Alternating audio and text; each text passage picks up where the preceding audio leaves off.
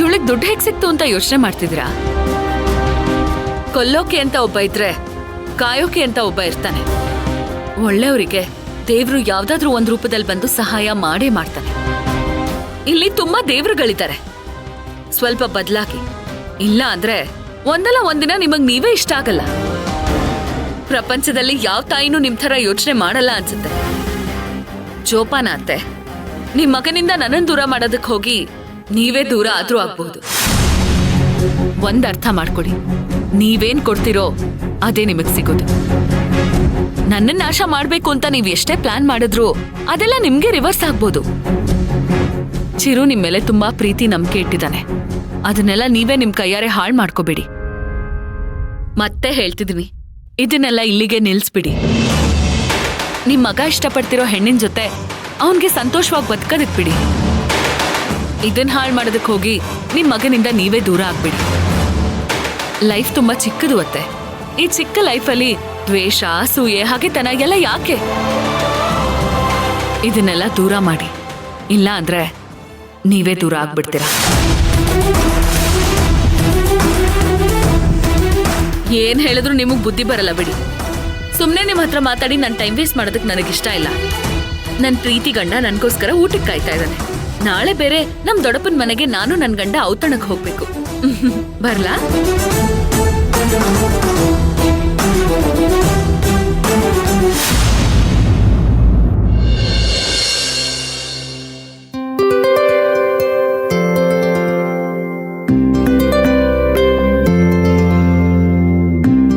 ಅನಗ, ನೀನ್ ಯಾಕೆ ಕೆಲ್ಸ ಎಲ್ಲ ಮಾಡ್ತಿದ್ಯಾ?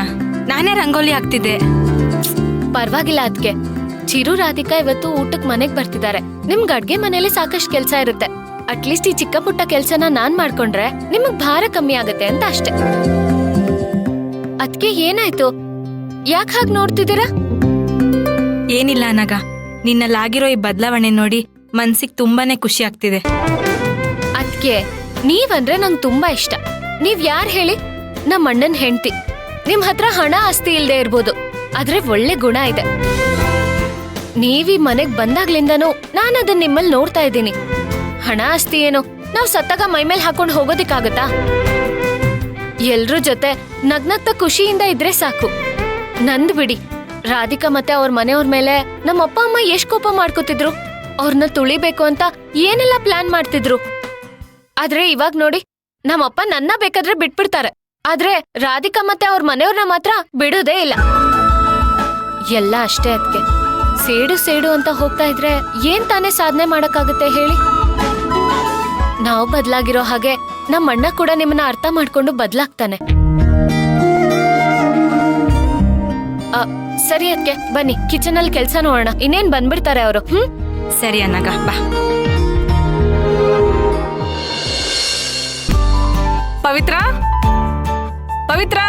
ಹಾ ಅತ್ತೆ. ಏನಮ್ಮ ಮಾಡ್ತಾ ಇದೀಯಾ?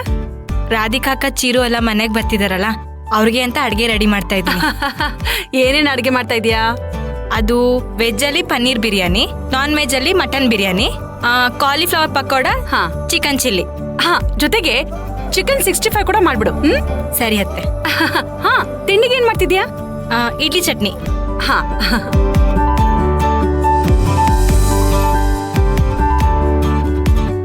ಅರೆ ಪವಿತ್ರ, ಏನಮ್ಮ ಇದು? ತೆಂಗಿನಕಾಯಿ ಚಟ್ನಿನ ಒಂದೇ ಪಾತ್ರೆಯಲ್ಲಿ ಇಡದೆ ಎರಡು ಬೇರೆ ಬೇರೆ ಪಾತ್ರೆಯಲ್ಲಿ ಇಟ್ಟಿದ್ಯಾ? ಅದು ರಾಧಿಕಾಕನ್ಗೋಸ್ಕರ ಒಂದು ಉಪ್ಪು ಹಾಕ್ತಾ ಇರೋ ಚಟ್ನಿ, ಇನ್ನೊಂದು ಉಪ್ಪು ಹಾಕಿರೋ ಚಟ್ನಿ ನಮ್ಗೆಲ್ಲ. ಪರವಾಗಿಲ್ವೇ, ಎಲ್ಲ ನೆನ್ಪಲ್ಲಿ ಇಟ್ಕೊಂಡೆ ರೆಡಿ ಮಾಡಿದ್ಯಾ? ಸರಿ ಸರಿ, ನೋಡು, ರಾಧಿಕಾ ಚಿರು ಮನೆಗ್ ಬರ್ತಿದ್ ಕೂಡ್ಲೆ ಅವರಿಗೆ ಮೊದ್ಲು ಜ್ಯೂಸ್ ಕೊಡ್ಬೇಕು. ಆಮೇಲೆ ಟಿಫನ್, ಕಾಫಿ, ಮಧ್ಯಾಹ್ನದ ಊಟ ಅಂತ ಒಂದೊಂದಾಗಿ ಆರ್ಡರ್ ಹೋಗೋಣ. ಸರಿ ಅತ್ತೆ. ಅಮ್ಮ, ನೀವೇನು ಟೆನ್ಷನ್ ಮಾಡ್ಕೋಬೇಡಿ. ಅದಕ್ಕೆ ಒಂದ್ ದೊಡ್ಡ ಲಿಸ್ಟ್ ನೇ ರೆಡಿ ಮಾಡ್ಕೊಂಡ್ಬಿಟ್ಟಿದ್ದಾರೆ. ಎಲ್ಲ ಅವರೇ ನೋಡ್ಕೋತಾರೆ. ಓ ಹೌದಾ? ಸರಿ ಸರಿ. ಲೇ ಅನಗ, ನಿಮ್ಮ ಅಪ್ಪ ಎಲ್ಲೇ? ಇಲ್ಲೇ ಹಾಲಲ್ಲಿ ಇದಾರಲ್ಲ. ಹಾಲಲ್ಲಿ ಇದ್ದಾರಾ? ಮತ್ ನಾನ್ ನೋಡೇ ಇಲ್ವಲ್ಲ. ಸರಿ ಸರಿ, ಇಬ್ರು ಬೇಗ ಬೇಗ ರೆಡಿ ಮಾಡ್ಕೊಳ್ಳಿ, ನಾನ್ ಬರ್ತೀನಿ.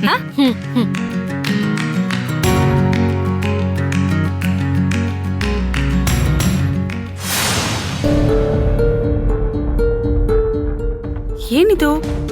ಒಬ್ರೇ ಏನು ಯೋಚನೆ ಮಾಡ್ತಾ ಓಡಾಡ್ತಾ ಇದಾರಲ್ಲ, ಏನಿರ್ಬೋದು?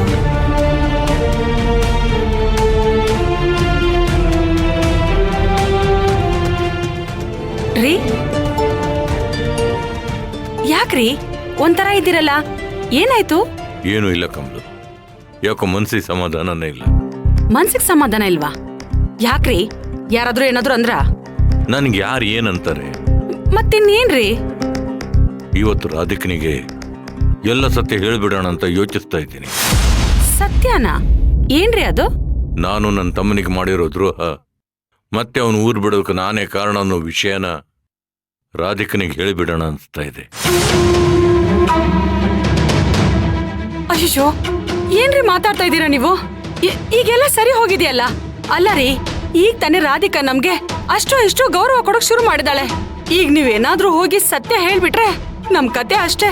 ನಾವು ನಿಂತಲ್ಲೇ ಗುಂಡಿ ತೋಡಿ ನಮ್ಮನ್ನ ಹೂತಾಗ್ಬಿಡ್ತಾಳೆ. ನಾನು ಅದನ್ನೇ ಯೋಚನೆ ಮಾಡ್ತಾ ಇದ್ದೀನಿ ಕಮಲು. ಮತ್ತಿನ್ನೇನ್ರಿ, ಇದನ್ನ ಇಲ್ಲಿಗೆ ಬಿಟ್ಬಿಡ್ರಿ. ನನ್ನಿಂದ ಅದನ್ನ ಬಿಡೋದಕ್ಕೆ ಆಗ್ತಾ ಇಲ್ಲ ಕಮಲು. ಯಾಕ್ರಿ? ಯಾಕೆಂದ್ರೆ ಇತ್ತೀಚೆಗೆ ಆ ರಾಧಿಕಾ ನಮ್ಮ ಮೇಲೆ ತೋರಿಸ್ತಾ ಇರೋ ಪ್ರೀತಿ ಮಮತೆ ನೋಡ್ತಾ ಇದ್ರೆ ನನಗೆ ಪಾಪ ಪ್ರಜ್ಞೆ ಕಾಡ್ತಾ ಇದೆ. ದೇವರಂತ ಆ ಹುಡುಗಿಗೂ ಅವ್ರ ಕುಟುಂಬಕ್ಕೂ ದ್ರೋಹ ಮಾಡಿದ್ನಲ್ಲ ಅಂತ ಯೋಚನೆ ಮಾಡಿದ್ರೆ ನನಗೆ ಚಿತ್ರಹಿಂಸೆ ಆಗ್ತಾ ಇದೆ. ಈಗ ನಾನು ಒಳ್ಳೆಯವನಾಗಿದ್ರು ನಿಜವಾಗ್ಲೂ ಬದಲಾಗಿದನ ಅನ್ನೋ ಅನುಮಾನ ಇದ್ದೇ ಇರುತ್ತೆ. ನಿನಗೂ ಹಾಗನ್ಸಲ್ವಾ? ಹೌದು ರೀ. ನೋಡಿದ್ಯಾ, ಹೆಂಡತಿಯಾಗಿರೋ ನಿನಗೆ ಅನುಮಾನ ಕಾಡ್ತಿರ್ಬೇಕಾದ್ರೆ ಇನ್ನು ಆ ರಾಧಿಕಾ ಮತ್ತು ಮನೆಯವರಿಗೆ ಅನುಮಾನ ಬರಲ್ಲ ಅಂತ ಏನ್ ಗ್ಯಾರಂಟಿ? ಹಾಗಂತ ಸತ್ಯ ಹೇಳ್ತೀನಂತ ಹೋಗಿ ಮೊಸಳೆ ಬಾಯಿಗೆ ತಲೆ ಇಡಕ್ ಹೋಗ್ತೀರಾ? ಯಾವತ್ತೋ ಒಂದ್ ದಿವಸ ಮೂರನೇ ವ್ಯಕ್ತಿ ರಾಧಿಕನಿಗೆ ವಿಷಯ ತಿಳಿಸಿ ಅವಳು ಬಂದು ನನ್ನ ಮುಖಕ್ಕೆ ಉಗಿಯೋ ಬದಲು ಹಾಗಂತ ನೀವೇ ಅವಳ ಮುಂದೆ ಹೋಗಿ ನಿಂತು ಉಗಿಸ್ಕೋಬೇಕು ಅಂದ್ಕೊಂಡಿದ್ದೀರಾ? ಹಾಗಲ್ಲ ಕಮಲು. ಮತ್ತಿನ್ ಹೇಗಿರಿ? ನಾವು ಮಾಡಿರೋ ತಪ್ಪನ್ನ ನಾವೇ ಒಪ್ಕೊಂಡ್ರೆ ಮನಸ್ಸಲ್ಲಿರೋ ಭಾರ ಕಡಿಮೆ ಆಗುತ್ತೆ. ಅದಕ್ಕೆ ಇವತ್ತು ರಾಧಿಕಾ ಮನೆಗೆ ಊಟಕ್ಕೆ ಬಂದಾಗ ಇರೋ ಸತ್ಯನೆಲ್ಲ ಹೇಳಿ ಅವಳು ಕಾಲಿಗೆ ಬಿದ್ದು ಕ್ಷಮಾಪಣೆ ಕೇಳಬೇಕು ಅಂತ ಅನ್ಕೊಂಡಿದ್ದೀನಿ. ರೀ, ಏನ್ರಿ ಆಗಿದೆ ನಿಮ್ಗೆ? ಚೆನ್ನಾಗಿದ್ದೀರ ತಾನೆ? ಯಾಕ್ರಿ ದಿಢೀರ್ ಅಂತ ಹೀಗೆಲ್ಲ ಮಾತಾಡ್ತಾ ಇದ್ದೀರಲ್ಲ? ಇಷ್ಟು ದಿನ ನೊಂದು ನೂಲಾಗಿರೋ ಆ ಕುಟುಂಬಕ್ಕೆ ಅವ್ರ ನೋವಿಗೆ ನೀವೇ ಕಾರಣ ಅಂತ ಅವ್ರಿಗೇನಾದ್ರೂ ಗೊತ್ತಾದ್ರೆ ರಾಧಿಕಾ ಅಲ್ಲ, ಆ ಚಿಕ್ಕ ಮಗು ಋತ್ವಿನು ನಮಗೆ ಎಗ್ಗರಿಸಿ ಓದಿದಳ್ರಿ. ಬೇಡ ರೀ, ಬೇಡ. ನೋಡ್ರಿ, ನಾವ್ ಅವ್ರನ್ನ ಮನಸ್ಪೂರ್ವಕವಾಗಿ ಇಲ್ಲಿ ಕರ್ದಿದೀವಿ. ಇಂಥ ಟೈಮಲ್ಲಿ ನಾವ್ ಅವ್ರ ಕೈಯಲ್ಲಿ ಉಗಿಸ್ಕೊಳ್ಳೋದು ಬೇಡ ರೀ. ಆಮೇಲೆ ಸಂಭ್ರಮ ಹಾಳಾಗೋಗಿ ಯಾವತ್ತಿಗೂ ಇದೊಂದು ಕಹಿ ನೆನಪಾಗಿ ಉಳ್ಕೊಂಡ್ಬಿಡ್ತೀರಿ. ಅವ್ರೆಲ್ರೂ ನಮ್ಮನ್ನ ಬಾಯಿಗೆ ಬಂದಂಗ್ ಬೈಕೋತಾರ್ರಿ. ಅವ್ರು ಬೈತಾರನ್ನೋ ಮಾತ್ರಕ್ಕೆ ಈ ವಿಷಯನ ನಾವು ಹಾಗೆ ಬಿಡೋದಕ್ಕಾಗೋದಿಲ್ಲ.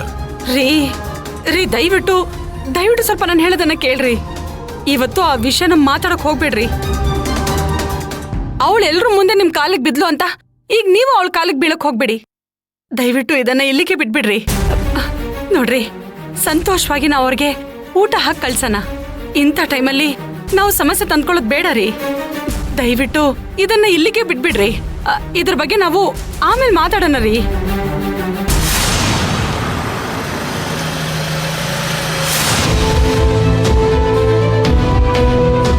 ರೀ, ಅವ್ರು ಬಂದ್ರು ಅಂತ ಕಾಣತ್ತೆ.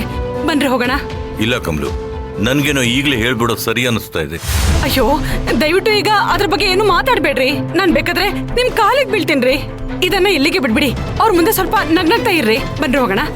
ಬನ್ನಿ, ಬನ್ರಿ.